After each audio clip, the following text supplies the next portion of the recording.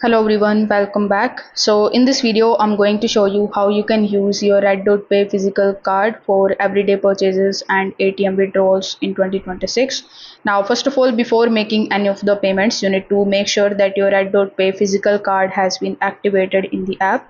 So you can launch your RedotPay app, then tap on the option of cards. Over here, it is going to show you your physical card and you can check whether it is activated or not. Also, you need to check that your RedotPay wallet has enough crypto balance because your purchases will be deducted from your available funds.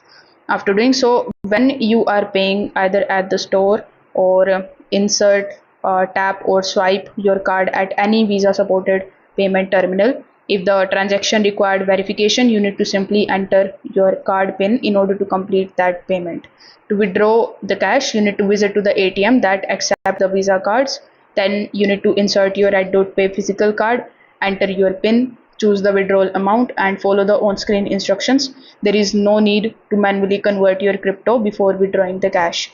Now, after each transaction, the RedotPay application is going to basically show you this type of transactions history. So it is helpful in order to monitor your spending and check your remaining balance. So you can also manage the card settings directly from the application. So this way you will be able to easily use the physical card. So it works the same like we use the debit or the credit card in our day-to-day life. So if this video helped you out, consider subscribing to the channel and liking the video. Thanks for watching.